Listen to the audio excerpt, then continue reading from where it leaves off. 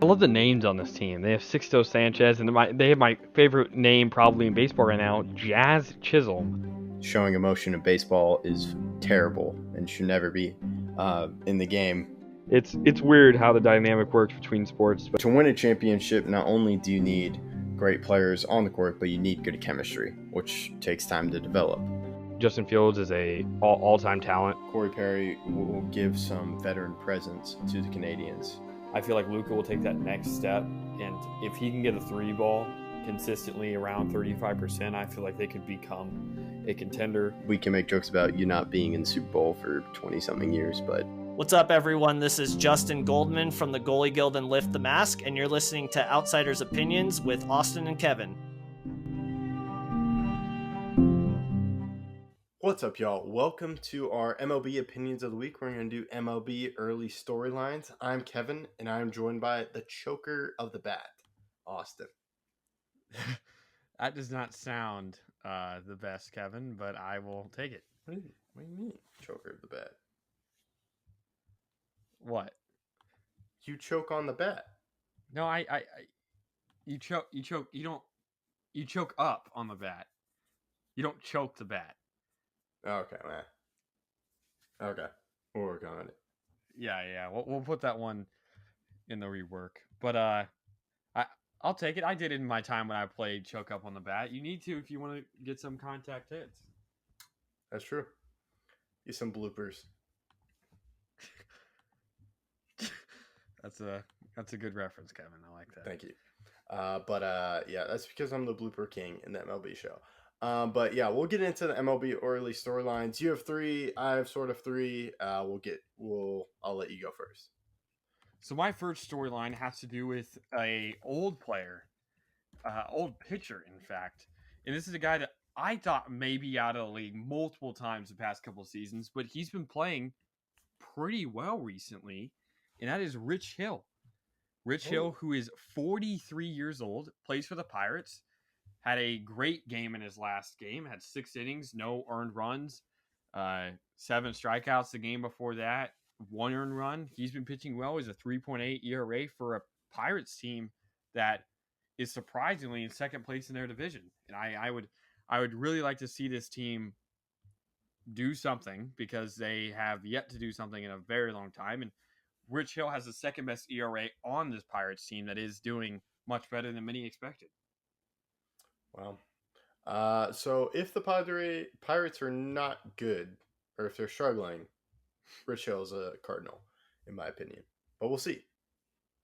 Well, he's done well so far. I like seeing older guys stay in the league, and he's performed well. A 3.8 ERA at his age, 9 starts, the second best ERA, like I said, on the team behind Mitch Keller, who's having a Cy Young caliber season right now. But it's been a great year for him thus far.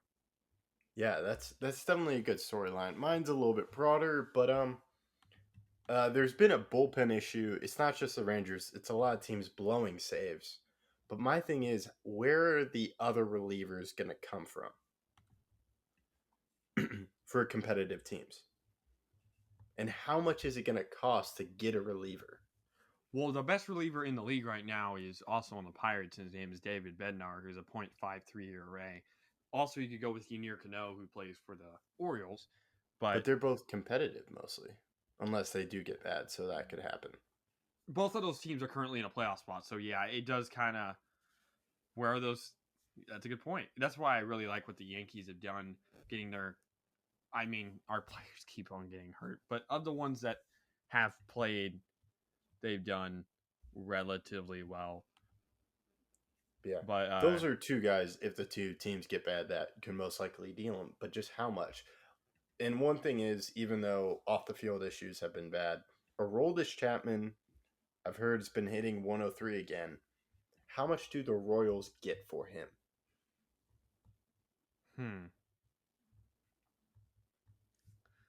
He's an old player. He's wild. I don't know if he can necessarily keep up his hard throwing. So I don't know if they would get a lot for him, but I do think they'd get something. Another guy that I think may get traded is Carlos Estevez. He is second in the MLB in saves, and he plays for the Angels. If the Angels are a team that falls off, which they have been historically, because their bullpen is horrible besides Estevez, and they've been not playing particularly well, and now they're third in their division, you do have to wonder, hey, are they going to be a team that kind of falls off and we see them go by the wayside? That's true. What's your second one? So my second one is a little bit more broad as well, and it's just I'm liking how besides I'm talking about the NL right now. There is no horrible teams. There is no team that is below a 400 win percentage, unlike the AL, who has two teams in the 200s and three teams below 400. But in the NL, the Reds are competitive, and again, competitive does not mean competitive does not mean good. Competitive just means they could win some games, and the Reds are 19-27, and they're the second worst team in the NL. The worst team in the NL is the Rockies at 19-28, but both of those teams are still 4-6 in their last 10. They win some games, they lose some games, and while they don't have the greatest win percentage, I like that competitive nature. The parity is there. While in past seasons, the Nationals were really bad, the Reds were really bad, the Cubs were really bad, and the Diamondbacks as well. But now it seems like there's more parity in the NL. Thoughts on that? No, that's a good stat to see. Yeah, the NL Reds aren't doing too bad, and it's pretty close in the win. So, yeah, it's really good point. And yeah, that's if there's just some fun with those rebuilding teams, that's good. It just that, hey, the MLB TV free game of the day. If you guys want to use that, I suggest it. And if that game is Reds versus Cubs, I think those games are actually going to be competitive now, or even Reds versus Brewers should be competitive. And again, that doesn't mean that every game is going to be good or that the Reds are going to win every game, but there's something to look forward to if you're a fan of those organizations. Yeah, that's definitely a good thing to keep in mind. One thing that I'll go into mine is, how about I'm just looking at the stats. What there are two guys, or it's maybe young starters, because you have Zach Gallen who's starting to come up. Maybe he's a little bit older, but Justin Steele. They're both tied for two pitching ERAs. You got Bryce Elder. Shane McClanahan is in the top. They're both in the top 5 for ERA. Just a lot of young pitchers. Strider, of course, is leading the league in strikeouts. Mitch Keller. So what are these young guys? And we have some young guys coming up with the Dodgers. How well are these young pitchers going to pitch? That's a great question. I mean, you named some guys, obviously, that are having great starts when you look at Elder, like you mentioned, or Steele. But it's going to be really hard and difficult for them to continue that because we've seen a lot of young pitchers pitch well, and then the league figures them out. They get more film on them. They understand their pitch mix. They understand how they like to circumvent counts. Like, hey, on 3-2, they always go to the fastball. Or, hey, they don't like throwing strikes on 3-2 because they're trying to get another strikeout, all this other stuff. So we'll see if that can continue. But right now, yeah, those guys are really playing well. And now your third? So my third, and this is, again, a team that's not really playing all that well, but another guy that is really high in saves. He's, I believe, 5th in all of baseball. I think he's 2nd in the NL or 3rd in the NL, and that's Alexis Diaz for the Reds.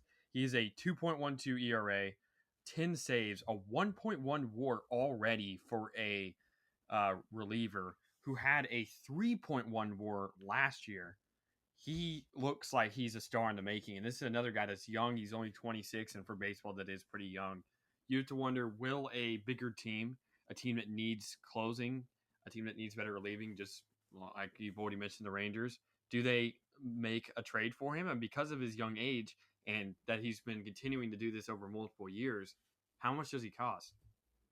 He's going to cost a lot, and he also has that brother effect. The brother effect? Do you know his brother? Oh, is he related to Edwin Diaz? Yes. I didn't even realize that. Diaz just seems like a It seems common like a name. comment. Yeah, But yeah. yeah, So I I've didn't heard a even lot of tie people. those. I didn't even know those Yeah. two were tied together. That's even a better storyline. Because Yeah. wow, that's actually a duo. That's a crazy duo, actually. It is. Because Uh, yeah. or sorry to interrupt, but reliever No, of the you're good. year for the NL. I mean, the favorite was probably going to be Edwin, and now Alexis could win it. Yeah. I think it's going to cost because he also has a lot of years of control. So I'm Yeah, kind of team go find this like random guy that a lot of guys aren't looking into, but that's probably the role a lot of teams are doing. everyone thinks they can find the diamond in the rough. Yeah, we'll have to see. But this one is my final one. So we got a lot of people heading above 300, and I think a lot of that's because of the shift. It is earlier on. Arias is close to 400. Acuna's close to 350.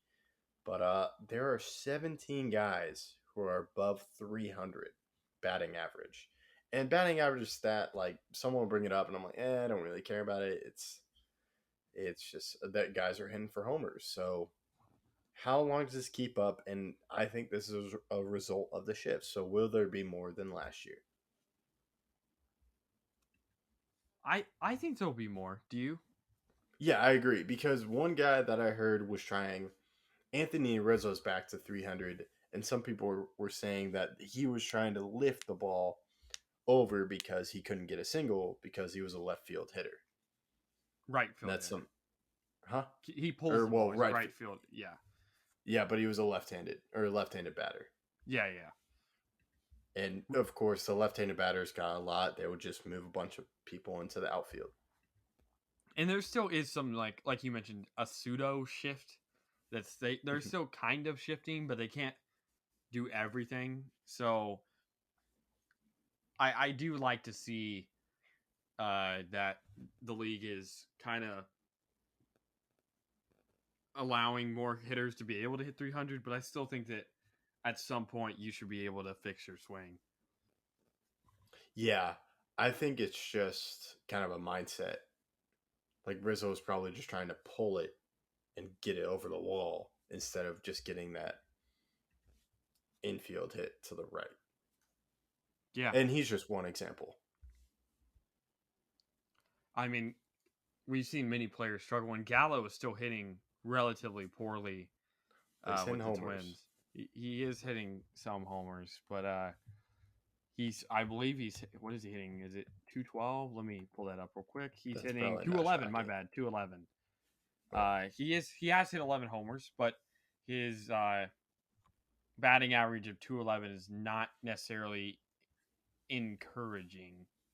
If you Yeah, it's catch true. my gist. Well, yeah, I love Gallo, though. He just couldn't be the center of an offense. I think he's a good, probably what he is on the Twins.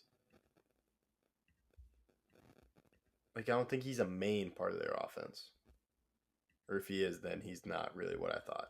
I think he'd be a nice, good defender in the outfield. Even though he wasn't that with the Yankees, I think he was just in the bad spot.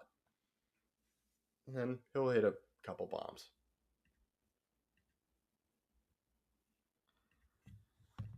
Yeah. It's just I if you're in that moment, bottom of the ninth, I just would never be confident with him making Yeah, it's true. the hit. I'd do it. I'd probably maybe do like situational, but yeah, not on the bottom of the ninth. Yeah. Gio Urshela is hitting 302.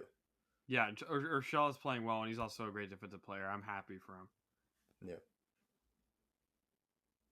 So yeah, that's my final third one. I think this is good. We'll see how these ones do, but that's all we got. Any final thoughts, Austin? No, I'm excited for the rest of the year. I'm happy that some players that we don't necessarily talk about all the time are playing well. Yep, me too. That's all we got. Thank you for listening to Outsiders Opinions.